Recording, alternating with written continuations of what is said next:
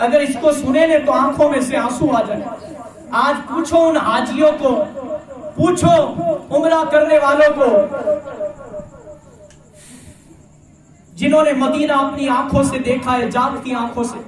پوچھو ان کو, یہ جا کر آئے مدینہ, ماشاءاللہ اللہ نے ان کو عمرہ کے لیے بلایا تھا. پوچھو کہ مدینہ جب جاتے تو کیسی خوشی ہوتی, اور جب مدینہ چھوٹتا ہے تو آنکھوں سے آنسو جاری ہوتے. میرے پیاروں, یہ واقعہ سنے کہ جب نانا کا گھر, نانا کا مدینہ امام علی مقام امام علیہ السلام سے چھوٹا تھا تو ان پر کیا گزری تھی, واقعہ سماعت فرمائے. آخری واقعہ پھر صلاۃ و سلام. حضرت امام علی مقام سیدنا امام حسین رضی اللہ تعالیٰ عنہ مدینہ منورہ کو چھوڑتے وقت اپنے نانا جان صلی اللہ علیہ وسلم کے روضہ انور پر حاضر ہوئے ہوگے اور صلاۃ و سلام عرض کر کے رخصت کی اجازت طلب کی ہوگی. اس وقت آپ کی کیا کیفیت ہوئی ہوگی؟ لبوں پر الفاظ ہوگے, کندھوں پر چلا کر کھلانے والے نانا جان, آنکھوں سے رحمت و محبت میں لے کر لوریاں دینے والے نانا جان, ماتھے اور رخسار اور لبوں کو چومنے والے نانا جان. آج میرا حال دیکھو, میں غمگین و پریشان ہوں, اشکبار ہوں, رو رہا ہوں, اس لیے کہ آپ کا یہ مقدس مدینہ شہر چھوڑ رہا ہوں. مدینہ مجھ سے چھوٹ رہا ہے. وہ شہر جو مجھے سب سے زیادہ عزیز اور محبوب پسند ہے, وہ مدینہ مجھ سے چھوٹ رہا ہے.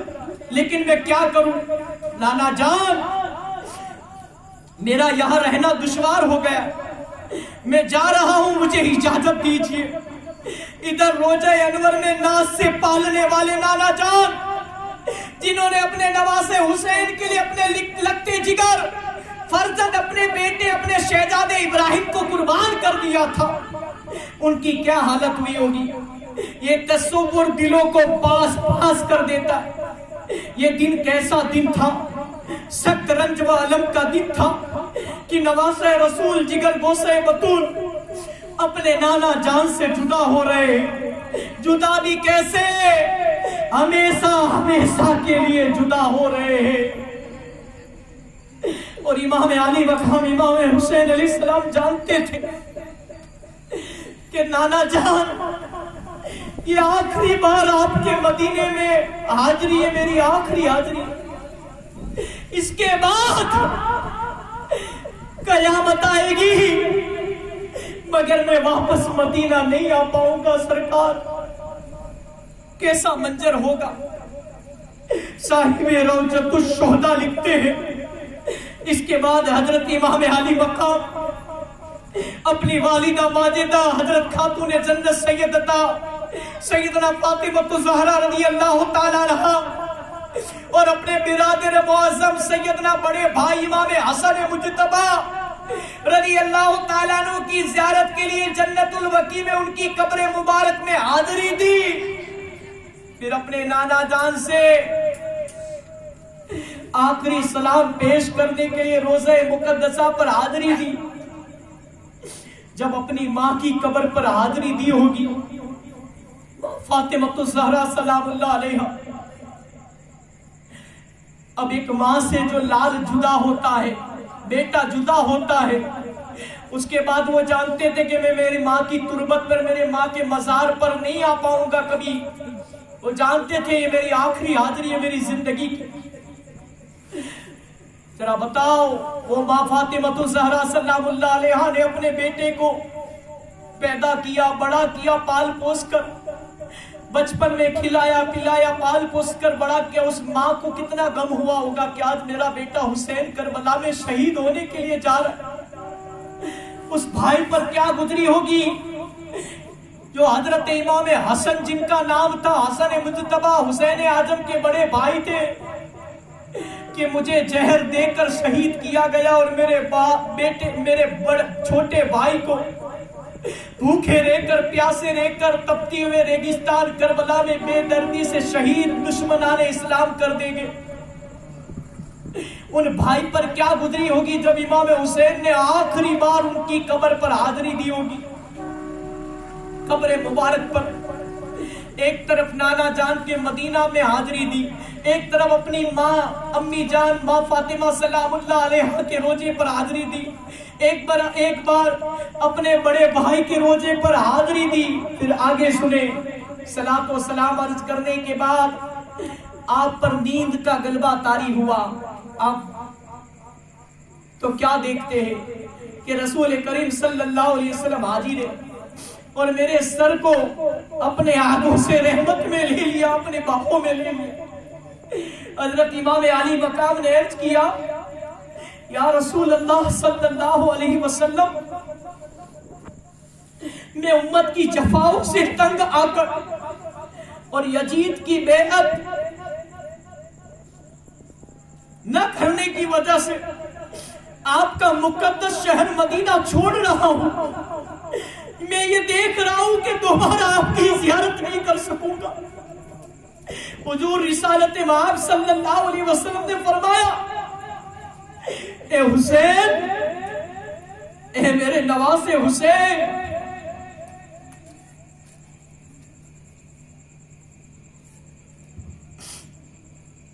کیا فرمایا؟ اے حسین، ان قریب تو میرے پاس آ جائے گا اور میں دیکھ رہا ہوں کہ تو بھوکا پیاسا کربلا کی زمین پر شہید ہو رہا ہے۔ اے میرے حسین، صبر کرنا اور اپنا کام پورا کرنا، زیادہ دیر نہیں گزرے گی کہ تو بھی اپنے باپ علی، اپنی ماں فاطمہ، اپنے بھائی حسن اور اپنے نانا یعنی میرے پاس پہنچ کر ہمارے ساتھ خانے بہشت یعنی جنت میں بیٹھ کر خالق العباد کی رحمتوں سے مالا مال ہوگا۔ اس کے ساتھ ہی امام حسین بیدار ہو گئے، آنکھ کھل گئی، آپ کو اپنی شہادت کا یقین ہو گیا کہ اب میں شہید ہوگا۔ بعد ازاں اسی شوق شہادت میں آپ نے مکہ معظمہ جانے کا عزم مصمم کر دیا۔ اپنے نانا جان کو آخری سلام اور الوداع فرماتے ہوئے 4 شعبان المعظم، چوتھا چاند تھا شعبان مہینے کا، سن 60 ہجری مطابق 10 مئی یعنی 10 مئی تھی، 5واں مہینہ تھا اسلامی سال کا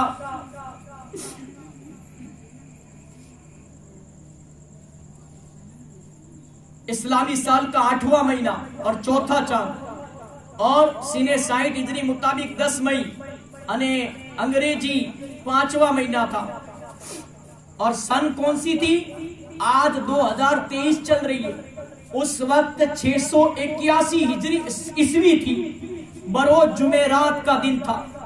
اہل و عیال مکہ مکرمہ کی طرف روانہ ہو گئے۔ راستے میں ایک مقام پر حضرت عبداللہ بن متی سے ملاقات ہوئی۔ انہوں نے آپ کو اہل و عیال مدینہ منورہ سے جاتے ہوئے دیکھ کر پوچھا، میں آپ پر فدا ہوں۔ کیا کہا؟ میں آپ پر فدا ہوں۔ اے حسین، میں آپ پر فدا ہوں۔ اب کہاں تشریف لے جا رہے؟ آپ نے فرمایا، فی الحال تو مکہ جا رہا ہوں، مدینہ چھوڑ کر۔ عبداللہ نے کہا، اللہ آپ کو خیر و عافیت سے رکھے اور ہمیں آپ پر فدا کرے۔ جب آپ مکہ پہنچ جائے تو کوفہ کا ارادہ ہرگز نہ فرمائے۔ مدینہ سے کہہ دیا تھا عبداللہ نے، اے امام حسین، ہماری جانیں آپ پر فدا، مگر جب آپ مکہ پہنچ جائے تو کوفہ مت جانا، کوفہ مت جانا۔ سنو پھر کیا کہا، کیونکہ وہ ایک منحوس شہر ہے جس کو کوفہ کہتے ہیں، وہی آپ کے والد ماجد شہید ہوئے اور وہی آپ کے برادر معظم حضرت امام حسن مصطفیٰ رضی اللہ تعالیٰ عنہ بڑے بھائی کو بے یار و مددگار چھوڑ دیا گیا، ان پر نیزے کا وار کیا گیا، جان جاتے جاتے بچی۔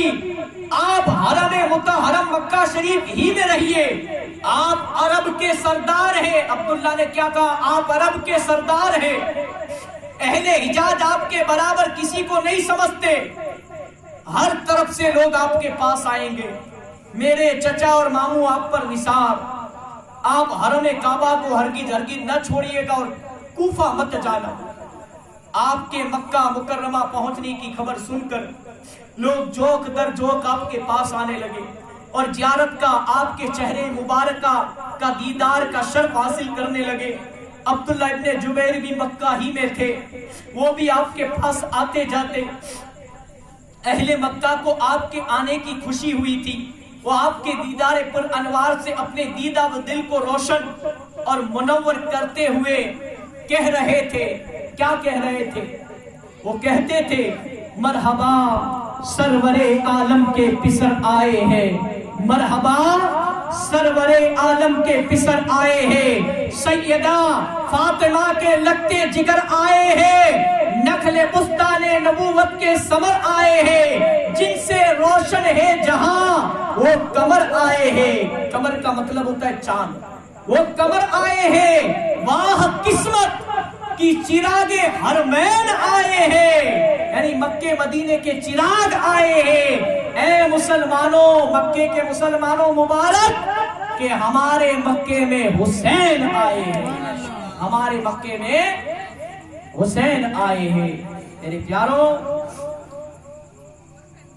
مولا علی مشکل کشا شیر خدا کرم اللہ تعالی وجہ الکریم کو کوفہ والوں نے دھوکہ دیا۔ وہی کوفہ تھا کہ جنہوں نے تو پہلے امام حسین کو خط لکھ کر بلایا کہ آؤ ہم آپ کے مرید بن جائیں گے، ہم آپ کو ساتھ دیں گے۔ کربلا کے میدان میں آگے آپ واقعہ سنو گے، مگر مختصر بتا دوں، ہم آپ کو ساتھ دیں گے، آپ کے ساتھ کربلا تک آئیں گے۔ مگر امام حسین کو پہلے ہی سے بتا دیا تھا عبداللہ نے، یہ وہ کوفہ ہے کہ جو آپ کے باپ کے نہیں ہوئے، وہ لوگ آپ کے بڑے بھائی امام حسن کے نہیں ہوئے، ان پر بھی وار کیا تھا اور ان کو بھی زخمی کیا تھا، ان کی جان جاتے جاتے بچی تھی، نیزے کا وار کیا تھا، اور پھر آخر میں امام حسن رضی اللہ تعالیٰ عنہ کو زہر دے کر شہید کر دیا گیا۔ تو جو آپ کے ابا کے نہیں ہوئے، آپ کے بڑے بھائی کے نہیں ہوئے، تو ذرا اندازہ لگاؤ، آپ عرب کے سردار ہوئے، امام عالی مقام، امام تشنا کام، آپ ہمارے سردار ہو، آپ عرب کے سردار ہو، مکے مدینے کے سلطان کے نواسے رسول ہو، آپ اگر کوفہ چلے جاؤ گے تو یہ آپ کے ساتھ کیا وفاداری سے پیش آئے گی؟ بھلے انہوں نے آپ کو خط لکھے، بھلے انہوں نے آپ کو ٹپالے لکھی، آپ کو بلایا، مگر یہ دھوکے باز لوگ ہیں کوفی۔ آج ایک بات اور بتا دوں، یہ جو کالے کپڑے پہنتے ہیں ان کو خاص کہنا چاہتا ہوں، تو دھیان سے سننا، یہ مہینہ محرم کا مہینہ، اور ہمارے یہاں حضور پاک نے فرمایا تھا کہ بنی اسرائیل کی قوم میں 72 فرقے ہوئے تھے اور امت محمدیہ میں 73 فرقے ہو گئے۔ 72 فرقے جہنم یعنی دوزخ نرک میں جائے گے، اور ایک فرقہ جنت میں یعنی سورگ میں جائے گا۔ اور وہ کون ہوگے جانتے ہو؟ وہ سنی صحیح العقیدہ مسلمان ہوگے، جو قرآن پر ایمان لائے، حدیث پر ایمان لائے، نبیوں پر ایمان لائے، چاروں کتابوں پر ایمان لائے، صحیفے پر ایمان لائے، فرشتوں پر ایمان لائے، جنات پر لائے، کتابوں پر لائے، اسی طرح حضور پر لائے، صحابہ پر لائے، ولیوں پر ایمان لائے۔ تو ہم تو سب کو ماننے والی قوم ہے، ہم تو کسی کا انکار نہیں کرتے۔ انکار کون کرتا ہے؟ انکار یہ وہابی کرتے ہیں، نزدی یہ منافق لوگ کرتے، وہ خدا کے سوائے کسی کو نہیں مانتے، ہم تو سب کو مانتے۔ اور یہ شیعہ آپ جانتے ہو، شیعہ صدیق اکبر کو نہیں مانتے رضی اللہ تعالی۔ یہ جو شیعوں کی کالے کپڑے پہننے والوں کی نعت سنتے ہو نے، کان کھول کر سن لینا، ان کو مشہور کرنے کی کوشش مت کرو، ارے نعتیں سننی ہے تو سنیوں کی سنو۔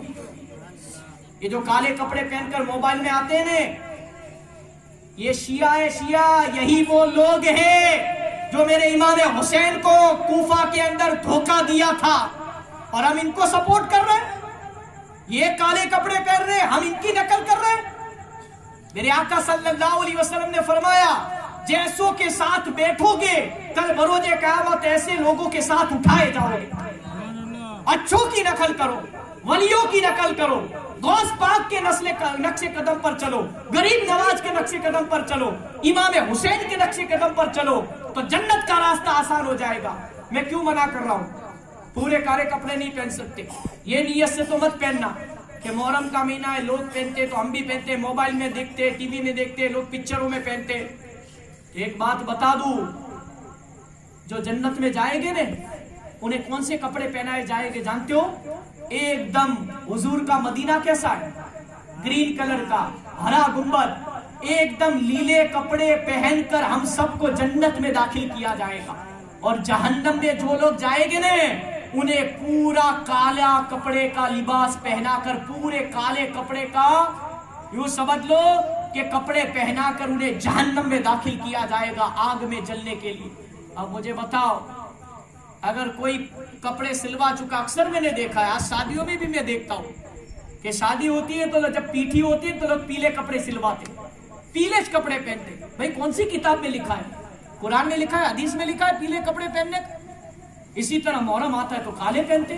अब जिन्होंने सिलवा दिया है उनको मैं मना नहीं करता, मगर एक बात याद रखना, ये 10 दिन तो खास, अगर ऊपर काला पहनो ने तो नीचे सफेद पहनना, नीचे सफेद पहनो ने तो ऊपर काला पहनना, पूरा काला मत पहनना।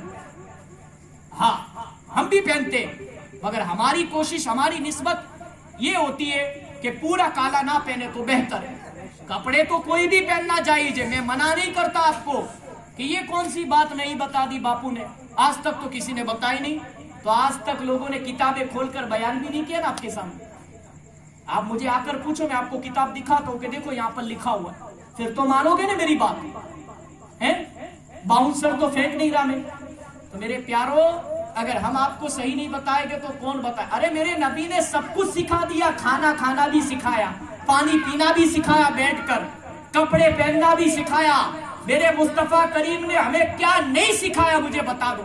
हमें किसी और जगह सीखने जाने की जरूरत नहीं है। इस्लाम ने पूरी दुनिया को जीना और मरना सिखाया है। आज इसीलिए तो शोहदाए करबला की महफिल सजा रहे। तो मेरे प्यारो, ये महीने में खास 10 दिन काले कपड़े ना पहने तो अच्छा है।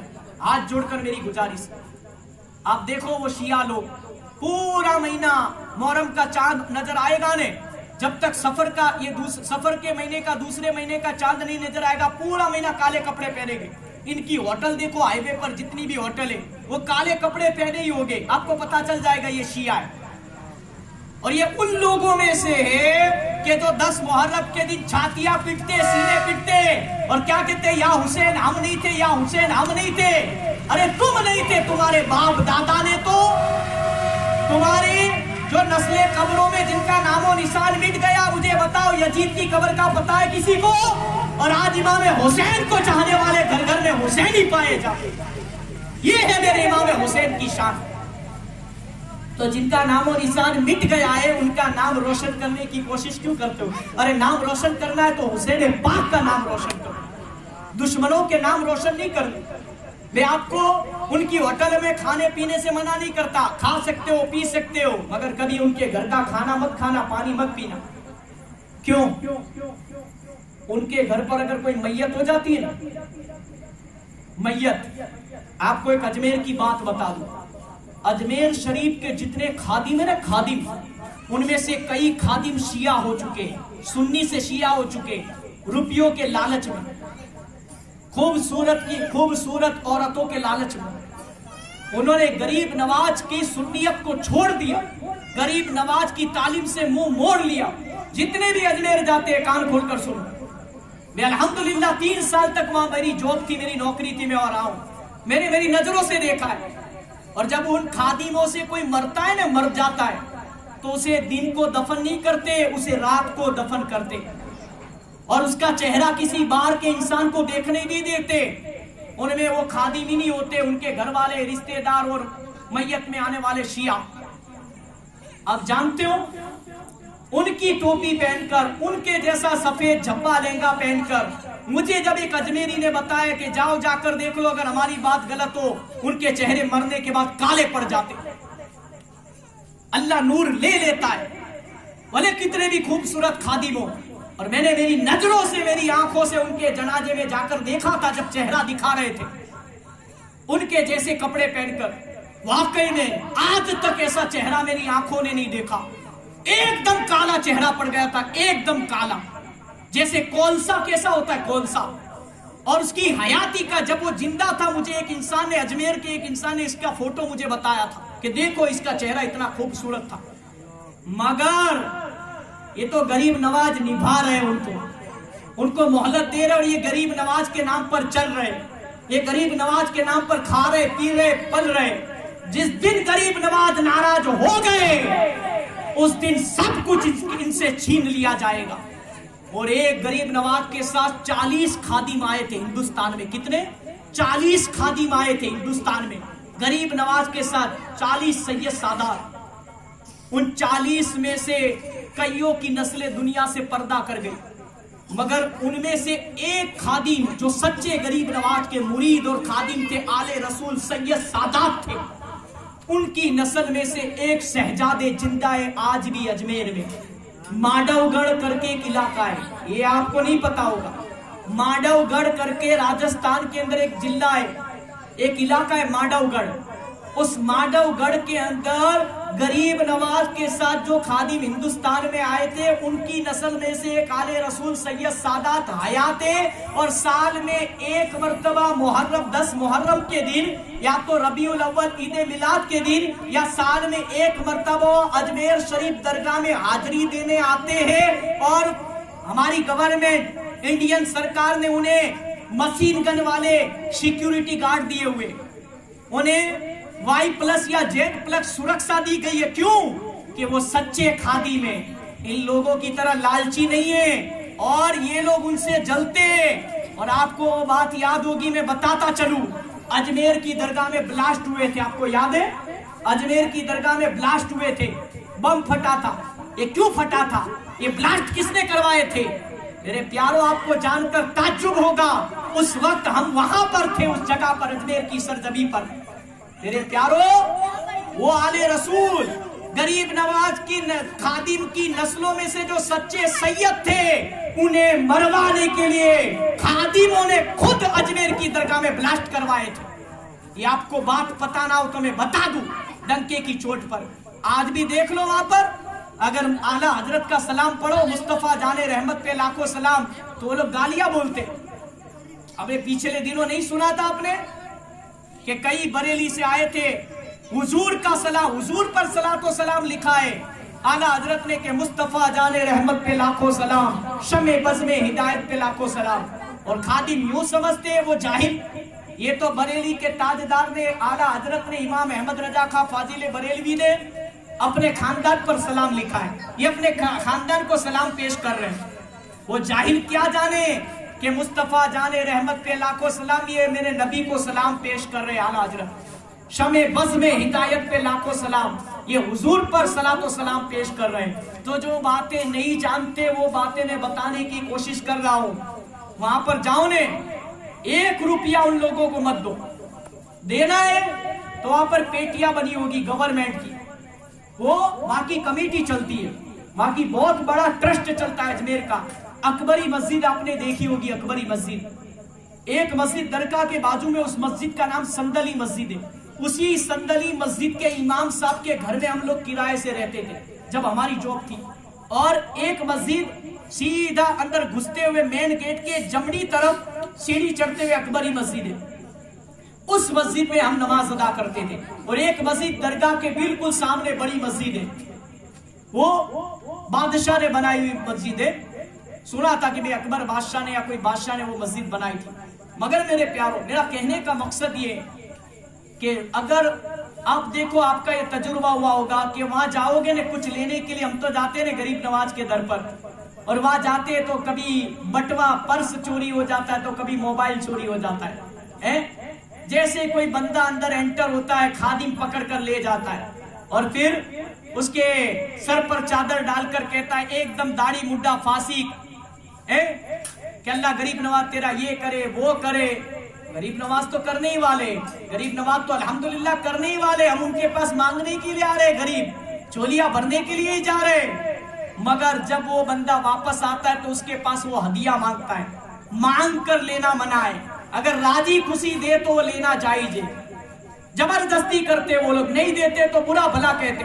اور جب واپس گیٹ تک چھوڑنے آتے اور گیٹ پر کھڑے رہ کر، سامنے فقیر بھی ہوتا ہے، چور بھی کھڑا ہوتا ہے، مین گیٹ تک چھوڑنے آتے، جیسے وہ اترتا ہے سیڑھیاں، اشارہ ہو جاتا ہے، خادم اشارہ کر دیتے اس فقیر کی طرف اور چور کی طرف، जैसे बेचारा वो फकीर पीछे लग जाता है और हमारे दिल में रहम आता है। हम गुजराती तो दिलदार लोग हैं गुजरात के, किसी को मायूस नहीं जाने देते कि भले हम फकीर है, हम कुछ लेने के लिए आए, मगर यह गरीब नवाज के नाम पर मांग रहा है तो चलो दे दो इसे। जैसे हम निकालते उसको देते, वो फकीर चोर को इशारा कर देता है, और जैसे ही पर्स रखते हो एक धक्का लगता है और पर्स गायब, मोबाइल गायब। आप जानते हो आपको मैं क्या क्या बातें बताऊं, मगर एक बात याद रखना, अगर खिलाना हो ने तो शहदाए करबला की महफिल में आज गरीब नवाज के नाम पर लंगर खिला देना, करबला वालों के नाम पर लंगर खिला देना। आप वहां पर पैसे दोगे या किसी होटल पर पैसे दोगे कि भाई इतने फकीरों को गरीबों को खिला देना, लोग वहां जाते खाने के लिए, वो कहते हम लोग खाना खा चुके, हमारा पेट भर चुका, क्योंकि हजारों लोग जाते, वो कहते हैं पैसे दे दो हम खाना खा चुके। तो मेरे प्यारो, मेरे गरीब नवाज रहमतुल्लाह अलैह ने तो भूखों को खाना खिलाने के लिए कहा है, प्यासों को पानी पिलाने के लिए कहा है, जिनका पेट पहले से ऑलरेडी भरा हुआ है, खा चुके पी चुके, उन्हें खिलाने पिलाने की क्या जरूरत। मेरे प्यारो हकीकत बता रहा हूं, ये बात आप नहीं जानते, हमने हमारी नजरों से अजमेर शरीफ में रहकर महसूस किया है। ये बताने का मकसद यही है कि आपको गरीब नवाज के रोजे की हाजिरी मरते दम तक नहीं छोड़नी। हर छठी में जाओ, हर उर्स में जाओ, हर महीने हर हफ्ते जाओ, मगर अपने पर्स और अपने मोबाइल का ख्याल रखो, क्योंकि हम वह गरीब नवाज के दर पर लेने के लिए जाते, और कई तो ऐसे नादान होते कि जब चोरी हो जाता है लापरवाही की वजह से पर्स और मोबाइल, तो कहते हैं गरीब नवाज बस हम आए थे लेने के लिए और जो हमारा था वो भी तूने ले लिया। वो नादान नहीं जानते कि गरीब नवाज ने तेरी जान पर कोई मुसीबत आने वाली थी, तेरी घर वालों पर कोई मुसीबत या बीमारी, कोई बड़ी दुश्मनों की तरफ से कोई मुसीबत आने वाली थी, तेरे जान माल का सदका निकल गया और गरीब नवाज के सदके में तेरा ईमान महफूज हो गया। तो ऐसा मत बोला करे और फरियाद ना किया करे, क्योंकि वो गरीब नवाज हमारे ही नहीं है, वो सबके गरीब नवाज है, सबको पालते।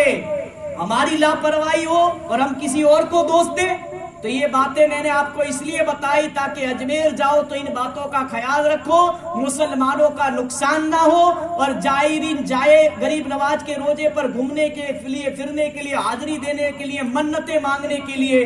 अरे मेरे गरीब नवाज बे औलादों को औलाद देते, अंधों को आंखें देते हैं, बेरोजगारों को रोजी देते, भूखों को खाना, प्यासे को पानी देते। अब इससे बढ़कर हमें क्या चाहिए, क्योंकि हमें जो दीन मिला है ने वो गरीब नवाज के सदके ही में मिला है। और गुजरात वालों हम पर एहसान है, फरियाद वाले पीर महमूद शाह बुखारी शहीद रहमतुल्लाह अलैह का गुजरात वालों पर, जो फरियाद में लेटे हुए, और एक ऊंजा के पास उनावा में लेटे हुए हजरत सैयद अली मीरा दाता रहमतुल्लाह अलैह जो गुजरात के शहंशाह है, उनका हम लोगों पर एहसान है कि आज हमारा ईमान सलामत है। तो आज के लिए इतना काफी है। अल्लाह तबारक व तआला की बारगाह में दुआ है, इस्लाम जिंदा होता है हर करबला के बाद। अल्लाह करीम हमें कहने सुनने से ज्यादा इन सारी बातों पर अमल करने की तौफीक अता फरमाए, बयान की गलतियां और तमाम गुनाह मुआफ फरमाए।